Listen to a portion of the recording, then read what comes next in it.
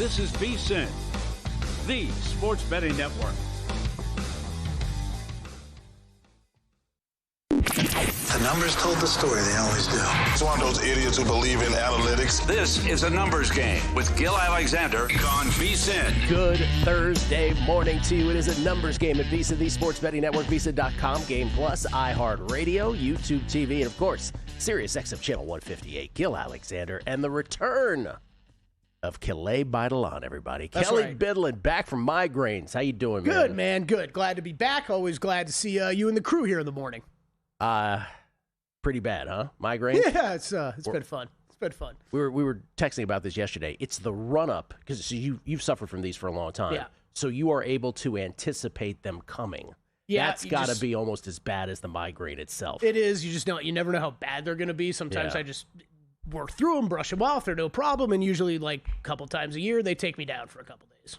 Well, good to have you back. Yeah, man. Good to be back. Danny Higgins did a great job in your stead. I'm sure he did, as always. Better. Danny behind the glass once again with the normal crew of Chris, Larry. I don't know if Rob is in there today. Rob is here today. Darnell, of course, Yeah. back there as well, making all this happen. On the show today, Zach and Crack, as we always do on Thursday. Zach Cohen, going to talk NBA, Australian Open with us as well from Melbourne. And, of course, any thoughts he has on Super Bowl 60 as well. And then Crackman, unscripted with the Crackman, Bill Krackenberger. Looking forward to that. We'll also do Are We Sure? Estamos seguros a little later on. And Kelly said, I'm not coming back unless we get to talk Giannis trade odds again. That's what I said this morning. That's his condition. It's the only condition on which he had to come back on, so we'll do that. I think you made a good bet. I did. Yeah, I like it. Yeah, I made a bet. I did make a bet. Let me put it this way. I don't want to ruin it. Your bet is my favorite available bet. Yeah. We'll talk about that. And then we'll go Country Club in here momentarily, talk Farmers Insurance Open. Typically, we would talk Australian Open. Jesse Pegula loses yesterday in the overnight. Our Schrodinger's cat, you missed the whole Schrodinger's cat thing. Oh, gosh. All Schrodinger's cat thing didn't work out for us when we woke up this morning. Pegula had 2 set points in set number 2. She could not get it done, and she loses to Rybakina. So with that, we lose that one, and we lose also our 31-1, which was our last remaining future. So in the end, our Australian Open, I'll remember it for 2 things. One, and I don't know if I'm going to have another pick because I think Sabalenka is the proper favorite over Rybakina at right around the price she is, about minus 180. And I think Sinner and Alcaraz are going to roll into the finals here in the semis and the men's side, and then, just enjoy that finals match. I might make a prop kind of bet, game spread or 3-0 kind of thing, but I'm not sure that I will or not. As far as match bets, I think we're done. So in the end, I will remember this tournament for 2 things. One, that it was an extremely chalky tournament, and the fact that we ended up even modestly in the black was an accomplishment, because usually I'm just betting dogs everywhere, right? So that's like almost a moral victory in that sense, because you had to be really precise on which dogs. And the other thing is I'll just remember what could have been, right? The biggest one is the Lorenzo Musetti thing. You weren't here for this, but 1 set away from cashing a massive quarter in addition to the Pegula quarter, and he gets an injury, and he can't continue. It will be the worst beat of our entire 2026 calendar. A couple of these, I just saw the tweets coming in. I was like, I don't even want to check. Sounds terrible. And then someone reminded me we also had a match earlier in the tournament. Priscilla Hahn, the Australian, who was 1 game away from winning her match, and then her opponent walked off the court. So it was, it was sort of a gut punch of a tournament also in that respect. Dude, and did Ben Wilson really come on here the other day? He did. In Fade Iga? Wow. He did. No, he backed Iga. Oh. He backed Iga. So he's just the kiss of death either way. We blame him now for everything. He's the kiss of death with anything involving Iga. Got it. So we'll do Country Club with Kelly coming up. The one thing I'll tell you over the past couple of days, because I've just been awake at all hours and everything, is really the appreciation that I've gained for you watching this tournament. Oh, yeah. Although last night I finally couldn't anymore. I mean, is it maybe at the worst possible hours for us doing this show? It's about as bad. It's about as bad as it could possibly get. And the first 4 days, there's no chance you can give picks. There's too many matches to handicap. And then once it finally gets to the 3rd round, you can actually give picks on the air. But just in terms of following your bets, it's like, okay, I can't do this anymore. When they start up, like right when you should be winding down. Can I update something from yesterday also? We talked about the Bill Belichick thing, because we talked about it several times yesterday. I know this doesn't have anything to do with sports betting, but I think it deserves clarification, because stuff like this really bothers me when the media consistently gets something wrong. Yeah. So yesterday I came on the show. Obviously, famously, Bill Belichick did not get voted into the NFL Hall of Fame on the first ballot. And I started out the show by saying, all right, let's hold two thoughts in our heads at the same time. Like, on the one hand, this is not unprecedented, right? And I brought up Vince Lombardi not getting voted in on the first ballot. I brought up Joe Jackson Gibbs, the greatest coach who's ever lived, not getting in on his first ballot, right? And then later Warren Sharp came on, and he said... So I said, so people immediately, if I bring up Joe Gibbs, they think I'm being biased in some way. No, I'm making a point about it. Warren Sharp came on later. He said, for all the pettiness, right? Because my point was there's precedent for it, and they all should be in on the first ballot Hall of Fame, in the first ballot, right? There's no world where Vince Lombardi, Joe Gibbs, or Bill Belichick shouldn't be in on the first ballot, right? And Warren Sharp came in later. He said, part of this is also the format, perhaps, of the voting. Maybe it's not all pettiness about Deflategate and Spygate and Bill Polian leading some uprising in the voting room about, hey, let's make this guy wait a year, right? The pettiness of it. Both things can be true. And so we do have now a testimonial from one of the voters who did not vote for Bill Belichick. I don't know if you saw this, but everyone is kind of ignoring this guy, and they're still going with the whole, because it's more fun to say, like, I can't believe Belichick's not in, right? Like, it's more fun to do that thing. Yeah. So this voter, by the name of, I want to get it right here, Kansas City Star columnist Vahe Gregorian, I believe I'm pronouncing that okay. If I'm not, I apologize, Mr. Gregorian. He said he's the representative of the Kansas City Chiefs media contingent for the Hall of Fame voters. And he said for his reasons for not supporting Belichick, he said they had nothing to do with Spygate and Deflategate. The scandals, as we said, have been widely reported to be the major reason for his exclusion. So ESPN, he says, wrote these pieces that it's all about Deflategate, it's all about Spygate, the politics that led to this situation. And he says, and they actually quoted an article, right? The only explanation was the cheating stuff. It really bothered some guys. So this guy said, perhaps that affected some voters, perhaps not. He doesn't know. But he says, I can't and won't try to speak for others. It's a condition of being a voter to not divulge the deliberations. But the so-called cheating stuff is not at all the only possible explanation because it certainly didn't ultimately influence my vote, he said. He said he simply had other people he was worrying about making the hall with too few votes to go around. Belichick being one of 5 non-modern player candidates up for a vote. The other 4 were Patriots owner Robert Kraft, in the contributor category, and 3 senior player candidates, Ken Anderson of the Bengals, Roger Craig of the Niners, and Elsie Greenwood of the Steelers. And so for Gregorian, this voter, he said the rub for him was that due to recently instituted Hall of Fame rules, voters could only vote for at most 3 of those 5, creating a situation where 5 men each needed 40 votes from a room where there were only 150 total votes to go around, because you can only vote for 3 of them. So he said he was much more concerned about that trio of senior players who he said have been snubbed for decades, might not get another chance at the ballot due to a backlog of senior players. So he voted for them with the assumption that Belichick, of course, will be back next year, and those 3, would not. Quote, I felt duty-bound to vote for the richly deserving seniors who most likely won't ever have a hearing again. I understand why people are offended that he isn't going in the first moment he can. In the end, though, I felt more compelled by what I perceived to be last chances and looming lost causes within the system as we have it, a system I hope the Hall will see fit to change now. And this is exactly what happened with Joe Gibbs, right? But we don't have the media we have now, and people are stupid and think that Joe Gibbs wasn't 10 times the coach Bill Belichick was. But that's just me talking, right? Yeah. So this is what makes it weird, too, because then the Hall put out this statement yesterday basically saying, I'll paraphrase, anybody who didn't, there's going to be some kind of retribution. That was the theme of their statement, when in fact they should be looking internally. It's your format and this backlog that creates this. So my first takeaway from this is yes, absolutely. By the way, there might be 5 or 6 that are petty, but I'm just saying it might not all be pettiness. No, I think well said, well explained. Yeah. This is I'm just rolling my eyes because it's one of those, you got to get out in front of this, right? Like, you can get out if you think someone should be able to see that situation coming, right? Whatever that voter just spelled out that you were talking about with having to spread out the votes, then you start doing easy math and see that there's a chance that Bill Belichick's not going to be in the first ballot. I understand why there's outrage over this. It's ridiculous. Like you said, having said all of that, it's silly that these guys are not first ballot Hall of Famers. But when you know that and you know there's been outcry about this before, you got to get out in front of this with PR. Well, this is the difference between the NFL Hall and the Baseball Hall, bringing again the Barry Bonds thing into it. Baseball doesn't have a backlog. Like, there's no excuse for Barry Bonds being in other than the people who are like, we're just all the PED people we're keeping out, right? This has plagued the NFL for a long time, where, again, guys, take the whole wide receiver position itself. Mm-hmm. Like, Terrell Owens and Art Monk and Chris Carter, like all the years those guys have to wait to get into the Hall of Fame because of this problem.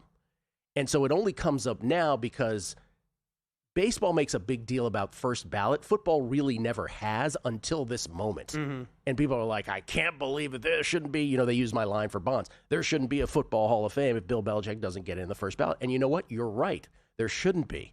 But there also shouldn't have been one for Vince Lombardi or Joe Gibbs or all this, and this is the reason why. And so, again, at least 11 of the 50 voters did not vote Belichick into the Hall on the first ballot. We will never know, my guess is now, how many of those people were due to pettiness about Deflategate and Spygate, which is only pettiness, in my opinion, because you should be able to separate what actually the guy did on the field and what however you think otherwise. Again, it's my plaque theory, right? Put him in the Hall. You can put a plaque next to it that said, hey, he was accused and then had to pay fines for Deflategate, Spygate. Here's what those things are. But don't have the arrogance to think you shouldn't put him in.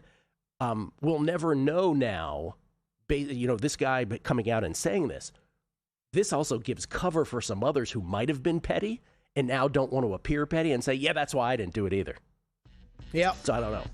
No, you're right. It very easily could. I just wanted to clarify that because I'm so sick and tired of no one talking about this aspect of it. Yeah, that was a good call by you, man. Jimmy Johnson was great, though. He was great. Just freaking out. He's just freaking out. He's like not going to Hall of Fame now or something. He's saying, I don't know.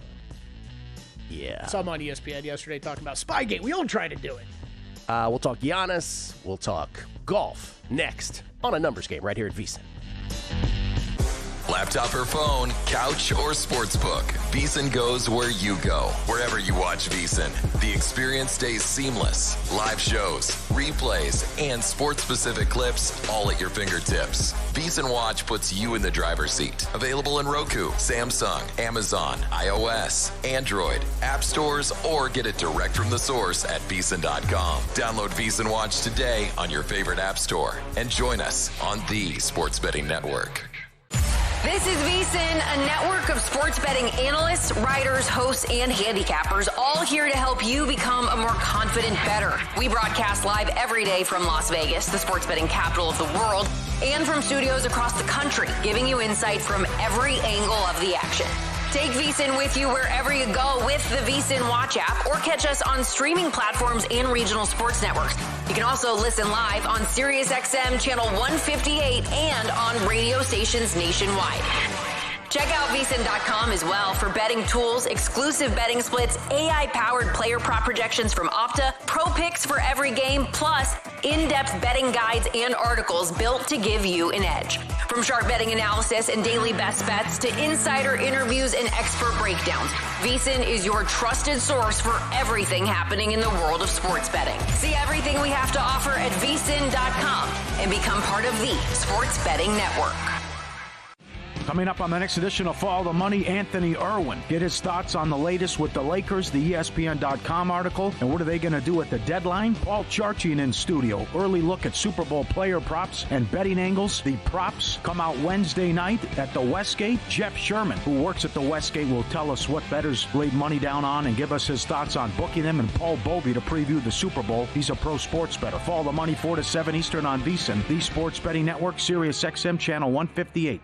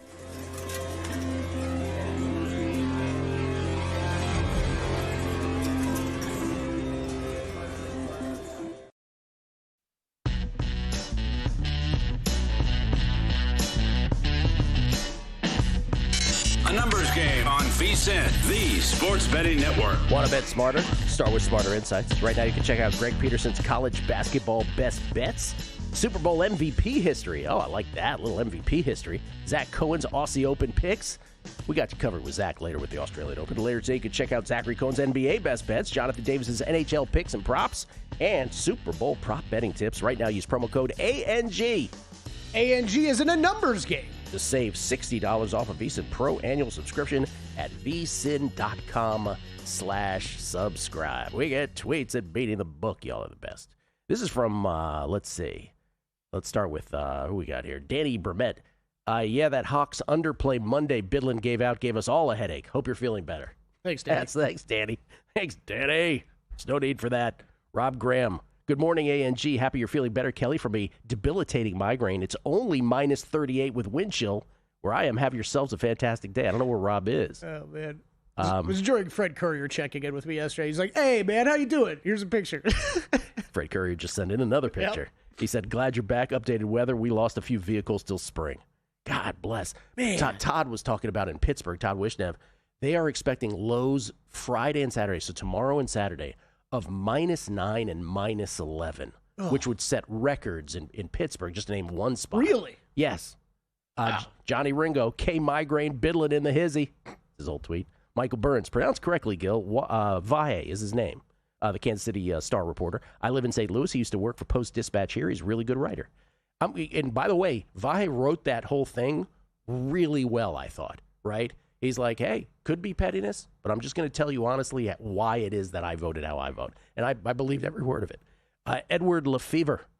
Gil, I had Rybakina and Sabalenka to reach the finals, and Darnold for MVP of the Super Bowl. Only one bet to go. What could go wrong? Thanks for all the tennis talk. You are the best. Good on you, Edward Lefevre.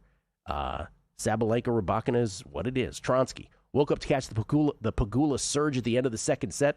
Condolences. Tennis is an individual sport. Players are playing for themselves, not country. So it irks me to see the flags waving. Yes, we see Spain and Poland flags, too, at a time of turmoil at home. Some nerve. Yeah, I'm kind of with you. It doesn't bother me, but I'm with you. Like the whole making it a national thing is kind of corny to me. But you know what? Maybe that's our American perspective on it. Maybe it means more to other countries who have less abundance of players at this level. Del Mind the Gap Radio. Any thought about one segment with guests or not about responsible gaming, especially underage gambling? I spent 25 years giving scores on Sportsline New Jersey, 976-1313. Wow. You know, Crack and I get into it sometimes. We don't do it every time, but we spend about a segment, I don't know, every 4 or 5 months, I would say, where we talk about this subject because it's not, we are very aware and very sensitive to the underage part of it, for sure. Las Vegas 514, yo, welcome back, young Kelly Bidlin. Those migraines I hear are no joke. Any suggestions on how to get rid of them?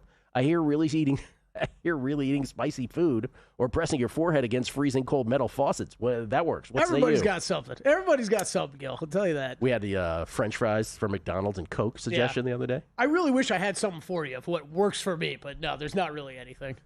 Money Gun Guz. Hope you guys are staying warm. Nothing like a brisk -6 in the morning here in New Hampshire. Give me a Super Bowl this cold. Who's with me? I'm with you, Money Gun. You know who's not with you? This kid right here. Nope. Put in the dome. I'm worried about the weather in Santa Clara. Bees Bets. Imagine all the Hall of Fame votes Rivers would have stolen for Bill had he not unretired. On a bright note, Sanders is a Pro Bowler. That's right. Shedeur Sanders, Pro Bowl. What a joke. Hey, look, Norman Vegas says, look who got his photo into the RJ this morning. The Review Journal. Bill Krackenberger got his photo in there.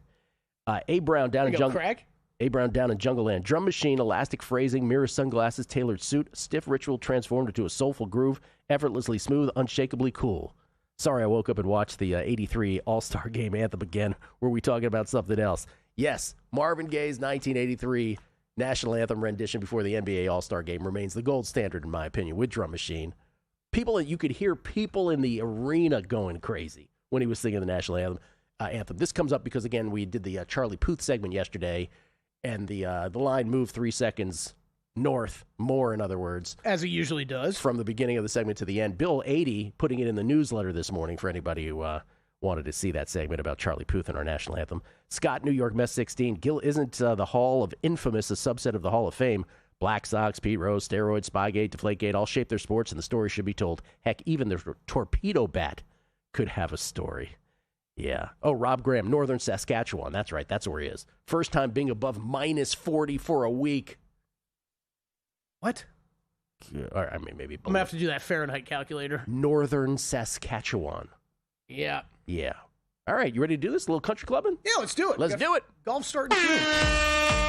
Oh, yeah.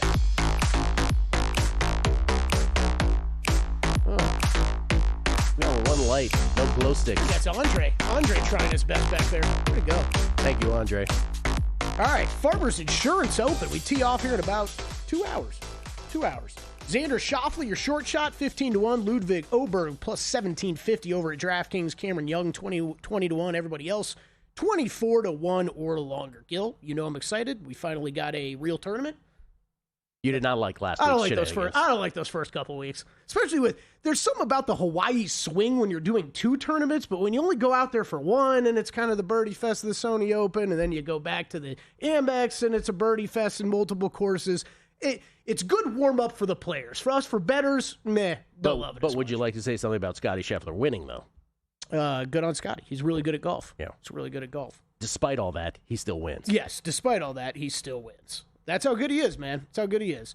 Okay, we do have multiple courses in play this week. If you are handicapping this at home, Torrey Pines South, everybody will play 3 rounds on. Torrey Pines North, you play once on. So you're going to mix up the courses these first 2 days. We'll cut after Friday. Top 65 and ties head to the weekend. This is a little bit of a bigger player pool than we're going to see at most spots this season. You do have Brooks Koepka playing in this, as most people are probably aware if you are a golf fan. That also makes you add a couple more spots. Remember, Brooks Koepka coming back, but they're not going to let him box out some other players from some of these tournaments. So Torrey Pines, very famous golf course. This is very long. Torrey Pines South, this is the longest golf course they will play on all season. So a lot of people will go and handicap this event, and you just look at big distance guys.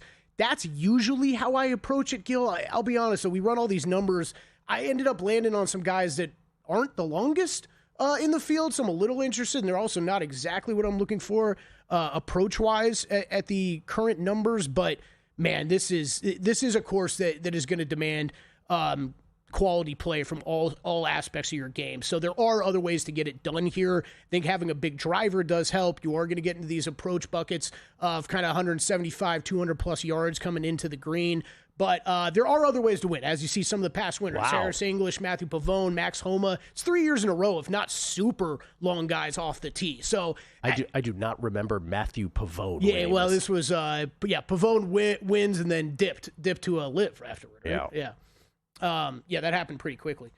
But there was weather in play last year. That's why Harris English is only 8 under par. That comes into play too. But I think it's a good example of, yes, you want to ideally have distance off the tee here, but there are other ways to get it done. As far as what I ended up on, I think the top of the board is questionable. Xander Schauffele. This is going to be similar to Scheffler last week, right? Like Xander Schauffele's 15-1. This is his first tournament back. If I'm betting this tournament, I'm usually looking for guys that have gotten a week or two underneath them. So can Xander Schauffele win this? Is he the best player in the field? Absolutely. At 15-1, I'm okay. You go looking further down the board. Ludwig Oberg he had to withdraw last week because of an illness. He's plus 1750. I love Ludwig. I've bet him at this tournament multiple times. I just have questions. And I think this early in the season, when you have questions on guys, it's hard to get involved, at least pre-tournament in the outright market. If you want to get involved in tournament in the outright market, see how Ludwig plays a round or two, that's probably what I would suggest. Cameron Young was the first guy I really started considering. He's out to 20 now. I think if you can get him in the 20s, Cameron Young's probably a bet. By the time I got to looking at this yesterday, he was 18 or 19 everywhere. So he was I kind of decided to go another way with the card. Patrick Cantlay, I think he's got some concerns still. Anyways, I think it's a questionable top of the board. So I went that next tier down. Did go with all class players, in my opinion, in the outright market. I do think you are going to see one of the better players in the world win this week. So I started my card with J.J. Spahn. This is a multiple winner last year. He's probably that next tier down of the really top-tier golfers that we're talking about. He has a start this season, a ton of experience on Torrey Pines. Doesn't have a ton of great finishes here, but as a San Diego kid, ton of experience here. He knows the course. He's not the longest guy off the tee, but he's solid everywhere stat-wise. Chris Goddard's the other one that I added, 31-1. This guy has a win already. I know most people don't want to go back to someone after they just won, but Gil, this guy, Okay, not the strongest approach numbers on that win in the Sony, but he gets it done off the tee and he gets it done with the putter. And that's what's going to come into play here. So if he has an even mediocre approach week, I think we're still talking about Goddard in this race. So I played him, and then Maverick McNeely, guy that I haven't played as much as some others in the past. No, there's been a lot of McNeely fans out there waiting for him to kind of get to this moment to win tournaments like this. He added distance last year. I think that's going to be a big factor heading into this season. I think McNeely is a guy that I will be betting here fairly often early until he wins a tournament. So J.J. Spawn, Chris Goddard, Maverick McNeely in the outrights, and then top 20s on Taylor Pendrith and Pearson Cooney. Tournament starts at about 2 hour and a half. 2 Yeah. hours. Chris Felica is live texting the show. He says, I'm tired of trying to make Ludwig Ober a thing. Win something big. Actually contend. All hype. I hear you, Chris. I hear you. I hear him. I do. Zach Cohen, NBA, NFL, and tennis next on A Numbers Game. Those were wild times. Betting squares for the big game has come a long way. Now with the Circus Sports app, you can select your Circus Squares right at your fingertips. Everyone's played traditional squares at a big game watch party. Here at Circus Sports, we do it a whole lot better. Select your own squares and as many as you want. $1 minimum bet and a $100,000 maximum payout. And best of all, no more arguing over the squares. Circus Squares brought to you by Circus Sports, the world's largest sports book at your fingertips. Elevate your sports betting game with VSiN's exclusive betting splits. Stay ahead with real-time market trends and track bet percentages on any matchup. Then uncover the edge by comparing them to the amount of bets placed to find out where the sharp money is headed. Upgrade to VSiN Pro to access betting splits, live odds, line moves, power ratings, and in-depth game analysis. Go to vsin.com/pro to join VSiN, the sports betting network.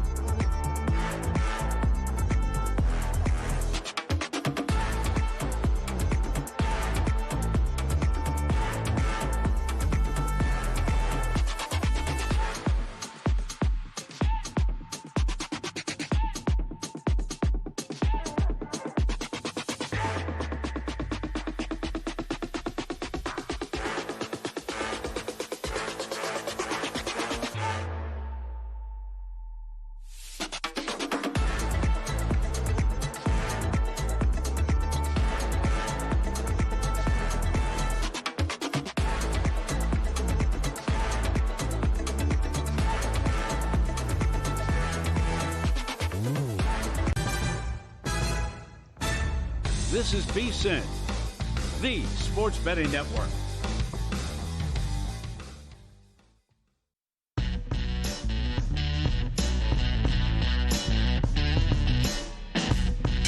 A numbers game on VSiN, the sports betting network. Back on a numbers game, live at VSiN, live at Circle Resort Casino, downtown Las Vegas. Gil Alexander, Kelly Midland in the house, everybody, back from his migraines. Yes. Give it up for Kelly. What do? You just put yourself in a dark room and then you just sleep? Yeah, Is that pretty much, man. Put on a TV and brightness real low and volume low. Yeah. Watch stuff that you don't remember. Like, I stream so many shows, I can't even tell you what I watched. Oh, poor dude. It's great, man. Poor dude. By the way, the answer to your 40 degrees question earlier, Rob Graham pointing out to your question that 40 degrees Celsius, same as 40 degrees Fahrenheit. Yeah. In fact, I will add it is the only temperature where they are the same. I remember that. Yeah. I remember us going over those. Little Fahrenheit Celsius conversion. Ladies and gentlemen, Zach Cohen joins us now, courtesy of the Progressive Guest Line. You can follow him on Twitter at BettingOnX, coveted Twitter handle that he procured for himself. Zach, how you doing, man?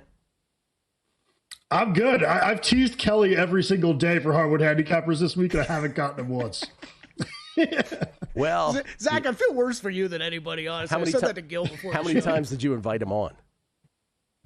He was supposed to come on Tuesday, and then Wednesday and Friday. We're not going to have him on until next week. Yeah. Well, how did the Long Shots crew go without you? Yeah, they did just fine. They did just fine. Had to get them organized, but Matt and Wes recorded. We got it up. Yeah. They can do it. I just kept telling Zach I'd be there the next day. All right, Zach, let's start with tennis, because I don't have anything probably anymore for the tournament, I'm guessing. I don't know yet. Don't hold me to that. But you do have something here in the men's semis. Yeah, I played over 3.5 sets in Zverev against Alcaraz. I just think that the way that Zverev's played throughout the course of this tournament has been really kind of what everybody's been asking him to do over the last couple of months, and that he's being a little bit more aggressive with his forehand, whether that's with +1 opportunities off his serve or just, opportunities along the baseline within rallies to take chances for winners or just bigger shots. Like, this is a guy that normally just taps that forehand over, but he has made some improvements there. And I think he's also gotten a little bit better with his transition game, with coming up to the net. I think having, one of the best serves on tour gives you a really high floor within matches. And I just think I'd be really surprised if he can't serve his way to a set at some point in this match. It's a match that I do think Alcaraz will win. I think we're going to get Alcaraz Sinner again. I just think that Zverev can force a 4th or 5th set. And again, for just putting Sasha Zverev's whole career in context, he got to 2 slam finals in his career. This is like the problem of living in the era of Federer, Nadal, and Djokovic, who are older than you, and then missing that transition point where you had your shot, right? And now these 2 kids that are younger than you, Sinner and Alcaraz, you're never going to beat him kind of feeling to it. Zverev was in 2 finals. He was in the U.S. Open final against Dominic Thiem, the one where Djokovic hit the ball girl with the tennis ball and he got disqualified. That was his shot, and he had it on his racket to win it, and he gacked it. And then really wasn't the French Open final against Alcaraz a couple years ago. He got a bad line called. You remember this, Zach? Where the ump had to be like, "No, I'm sorry, no, it's out actually, or in, or whatever it was." With the French, because they don't use the Hawkeye in that case, or they can override it. So that's where it is. So Aussie Open final last year. Aussie Open final last year. I forgot about that. He's the guy I always joke about with you that I would bet he's made 40 straight quarterfinals. Like, he's always into the second week, but he's never winning anything. I mean, you'll take his career, I guess, but it's got to kill him that he's never won one of these. And Zach saying he can win 1 set here today against Carlitos. That's the bet. Yes. Zverev to win. Yeah, it's essentially both players to win a set. Okay. Yep. All right. What have you thought about how has the tournament been for you in its entirety? I've had a bad tournament so far. I've not done well with sides or totals. I've not done well with futures. So really hoping Rybakina can beat Sabalenka. Otherwise, I'll be, really in the negative here. Yeah, I saw the Sabalenka. I did catch part of the Sabalenka match yesterday against Svitolina. Man, is she firing on all cylinders. So we'll see. That's a great, it's a great final. We shall see about that. Okay. They'll make more tennis after the Australian Open, as we talked about. Going to go to the Middle East and then to the American hard courts as hard court season just getting underway. To the National Basketball Association, you have some plays tonight. Where do you want to start?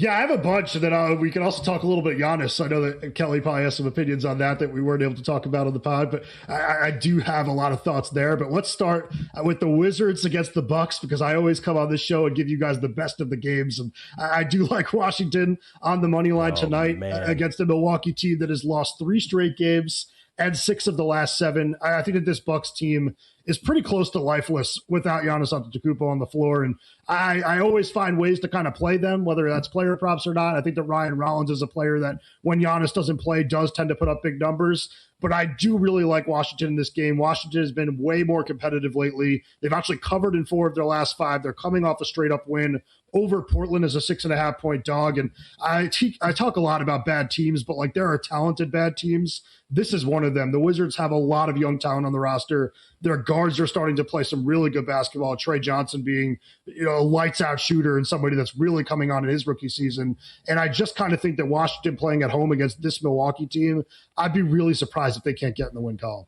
Yeah, good for you, Zach, because this is the classic example, game, Gil, where I'm like, yeah, I've got Washington like minus 120. They should be small favorites in this game, but I don't really feel like betting. You don't want to live through it. Yeah, I don't want to live through that. I don't want to live through that. It's the old Jason Weingarten. My model shows the Tigers at $3. Do I really want to spend the next? In those days, it was like 3.5 hours watching this. This is where I always appreciate Zach, because this is often a lot of times he and I will not align, but he's taking a play that I was heavily considered and decided to pass on. I always appreciate. Well, the worst part about being me is I watch all the games that I play. So I'll have my friends in a group chat talking about like an awesome game that's going on. I'm like, no, I'm watching. Why am I watching the Wizards? Yeah.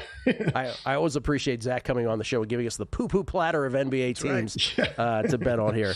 You have a Kobe White prop tonight as well. Yeah, so I had this last night and it lost. It's Kobe White to score 20-plus points. He only had 14 last night. Before that, though, he had 22-plus in 5 consecutive games. And I do really like the matchup with the Heat as opposed to the one he had last night. Miami is one of the worst teams in the league at defending non-corner threes, and White scores like 40% of his points from that area of the floor.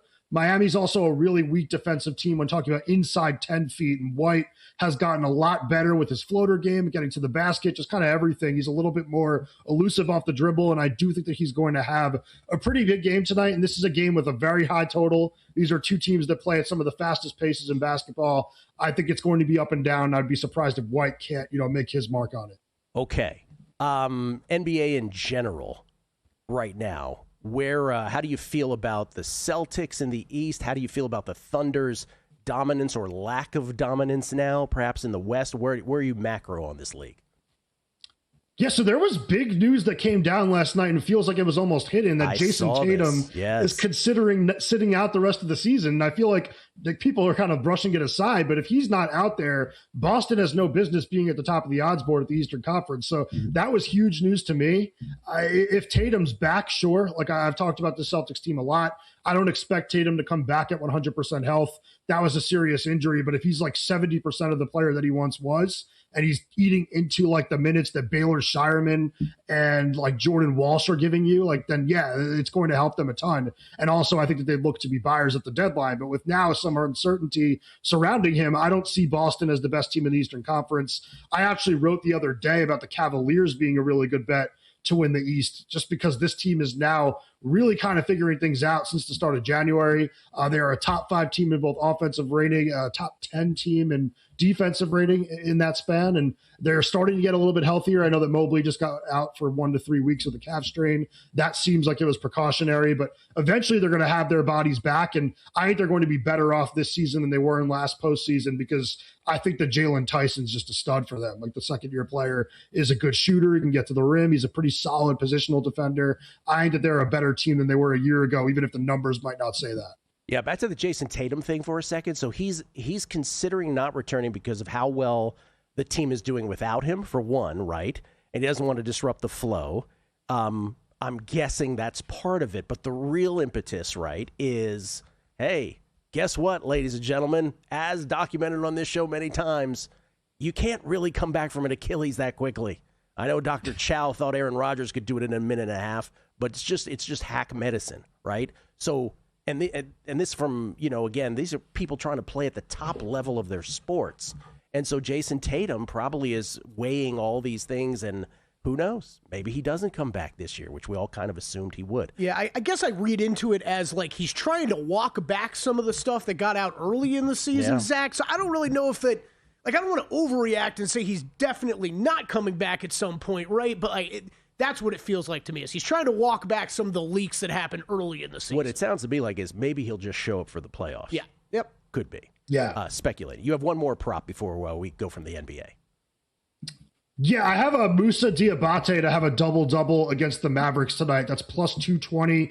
Only putting a half unit on it, but I was kind of flirting with the over 9.5 points and the over 9.5 rebounds. And I just figured, why not take the plus 220? The Mavericks have been one of the worst defensive rebounding teams in the entire NBA this season, which is kind of crazy considering the logjam they seem to have at center before the year started, but injuries have kind of depleted them there. Diabate is a really good energy big. He's had 10-plus points in 4 straight games, double-doubles in 2 of the last 3, and I do think he's going to have a pretty big game in the stat sheet tonight. All right, Zach, hang out with us if you would. We must get your thoughts on Super Bowl 60. I know there's only 10 days. It's only 10 days away. 10, Kelly. Where's the counter? 10. Kelly's like, which 2 days should I miss for this calendar? We'll come back. More Zach Cohen, Super Bowl 60 and more. It's a numbers game at VSiN, the Sports Betting Network.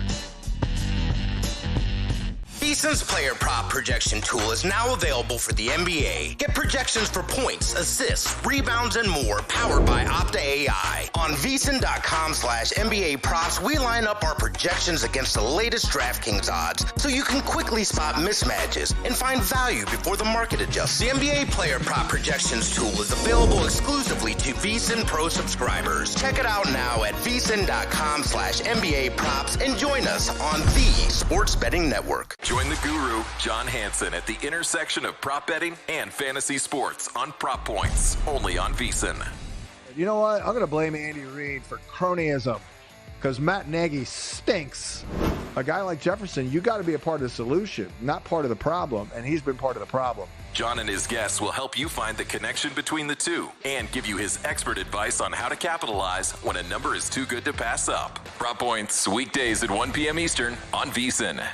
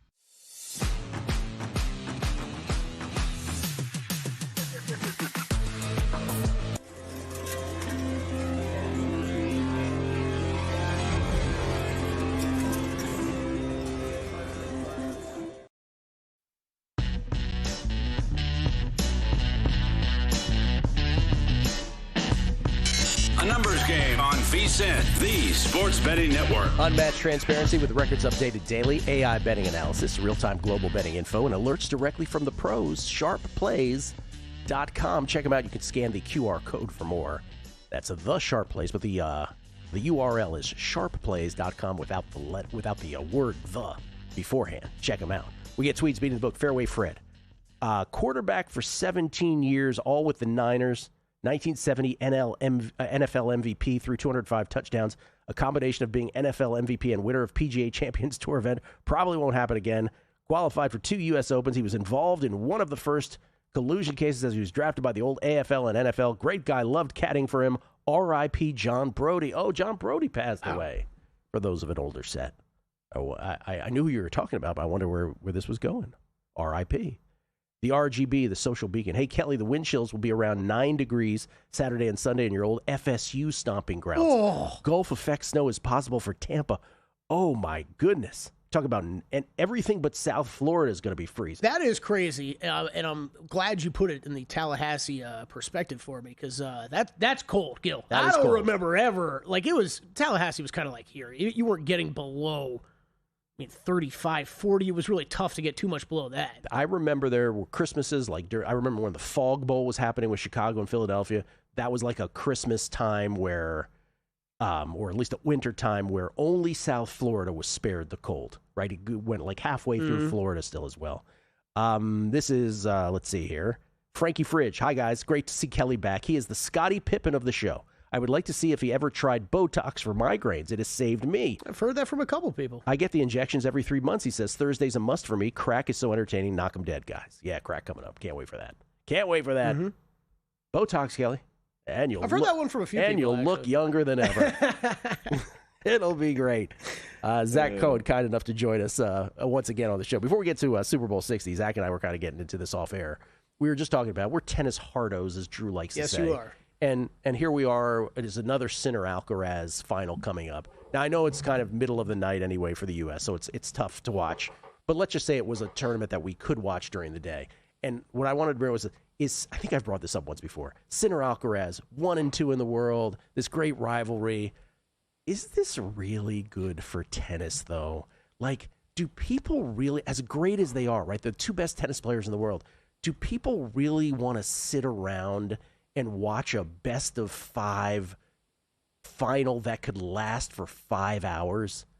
It kind of tells me, in the end, it's like, I don't know if this is the greatest thing ever for bringing people into the tent. You? Yeah, I think the problem is also just how often we've been seeing it. It's like we waited so long for them to face one another in a final for the first time in a major early last year. And then it's all we've gotten at every single tournament. It ends with Sinner and Alcaraz. So now we've just seen it so many times that I'm getting a little bit bored of it. I mean, it's never boring. It's fun to watch for me, but I would like to see some new faces in these finals. And it just doesn't seem like we're going to get any for it, at least anytime soon. Anytime soon. Doesn't seem like it. And it is one of these things on the tour, and I sort of alluded to it, but I heard an interview with Milos Raonic, who, for those who don't know, was a Canadian player, big server, and he was talking about this thing. He goes, for my whole career, I thought, he was like, he peaked at number 3 in the world. He's like, for my whole career, I looked up at Rafa, Roger, and Novak, but I figured, they're going to be old at some point, and I'll get my chance. That never happened, and now it's these 2 young guys, and so it's never going to end, right? So that's men's tennis for you right there. All right, Super Bowl 60. Let's start with the side and total. Have you played either of those? Yeah, so side and total is really all I have right now. I like the Patriots. I haven't yet taken it. I think that 4.5 or 5 would happily take those if I have to. I just kind of want to wait a little bit longer because I know I'm in the minority on the New England side. I think that everybody's going to be looking to take Seattle. I think every single show that people could watch, possibly, they're saying to take Seattle. So I'm just kind of thinking that there's a chance I end up getting a 5 or a 5.5 at some point. And the reason I do kind of like the Patriots is because I think this is going to be a somewhat low-scoring game. And I think that just having 5.5 points will be really valuable if it ends up being that. I know that the weather is supposed to be very nice. That's not supposed to be an issue. But I do think that the defenses in this game will end up being kind of the show stealers. And I also think that overall, for as ugly as things have looked for the Patriots over the course of the playoffs, I do think that the body of work for the entire season is still really strong when looking at least advanced numbers. Like I think the EPA per play still tells the story of a top 3 team in the league. I know that people have a lot of holes that they could poke with this Patriots team, but I just don't think it's quite as bad as people are letting on. What is the what about the total? How are you leaning that way? Under?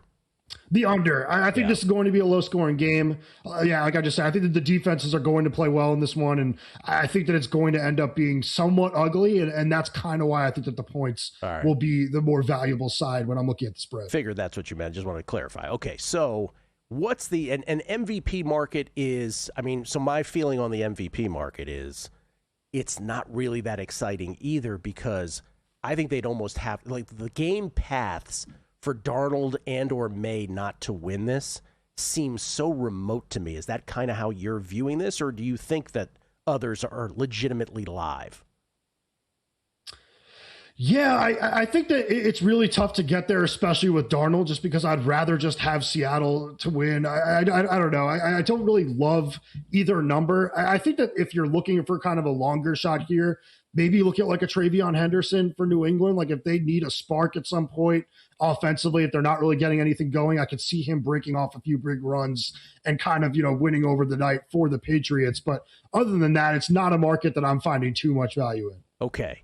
And then with props, how do you approach it? I understand you don't have any right now, but how do you approach it? Are you looking for something specific that you have in mind? Do you go into it open-minded and are like, well, we'll just see what we have here? How do you attack that? I'm very open-minded. I really do start with the Opta player prop projections. Like I know that that's a little like we've been talking about these all year with VSiN.com, but I like to kind of get an idea of where they see the biggest edges, and then I kind of take it from there with my own research. I think why do they have it there? Is there something that I can find to kind of back that up? So I'm going to look at that and just kind of see where I should start. But I am kind of thinking like Drake May rushing yards is somewhere that I might be looking, just because I do think the Seahawks pass rush is going to get home. And I know that kind of leads people to think that, there's going to be a bunch of sacks in this game. But at the same time, there will be some plays where May uses his legs to get away, get out of the pocket, and ultimately has to run and has a lot of green field ahead of him because the pass rushers are already by. And I do think that that's going to kind of lead to a pretty strong game from May on the ground, which we have seen in these last few playoff games as well. I believe our own Kelly Bidlin made that bet. Yep. On Drake May rushing yards over. Yep. Bet on that one. I like that one. I'm trying to, again, and I'll say this again. I bet the Seahawks. I'm waiting to see if there's an additionally nice muted money line price on the Seahawks. Could the Patriots win the football game? Sure, anything is possible in any one game. But I do think that, and this is just a Malcolm Gladwell blink thing, this feels like those 80s and early 90s dominant NFC teams against an AFC team that once the actual Super Bowl happens, you recognize, they're just not the same kind of team. And the Patriots, again, third easiest schedule, DVOA history, according to Aaron Schatz's DVOA, 16th worst Super Bowl team out of 96 tracked by Aaron Schatz. And the Seahawks are his 7th best team, period, right, since 1978. Now, you don't have to agree with Aaron Schatz's DVOA stats. I'm sure there's a lot of people listening who are like, DVOA, Schmevioa. When has he ever gotten right about his great teams?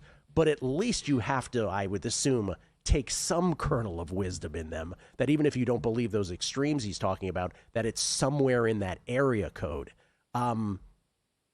What's the only outcome here that wouldn't surprise you? A Patriots blowout? Yeah, Patriots blowout would definitely surprise me. And I will add this, about New England, while we all kind of not dump on them, but we kind of put a damper on what we have done this season, they are a little ahead of schedule. This is almost a little bit early compared to what they're supposed to be in the long run. I think this is a team that will be back here in years to come, and it's almost a shock that they are. It's house money for them at this point, but it's just to say that while we are kind of downplaying what they've done this season, they are going to be a pretty special team as long as they, stay healthy. And I brought this up at the end of the show. I want to say Monday when you were here, Kelly, but maybe it was Tuesday with Danny, which is, again, the mountain that these teams have to climb now, right? Denver. Now, I will say in Denver's case, they'll free up a lot more cap space that they didn't have with the Russell Wilson contract still looming over them. So at least they have that. But again, it's not going to get any easier with the schedule. They skated by, right, really bad teams by only a few points all season long, the Broncos. We just mentioned about the Patriots schedule.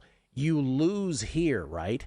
It doesn't, like these windows that we think are going to be open for a long time, right? Oh, Dan Marino, he got to the Super Bowl in his second year. He'll be here many times. Never happened again, right? Yep. So there is just the pressure on this should not be, and I know these guys aren't thinking about that. They're thinking about just this game.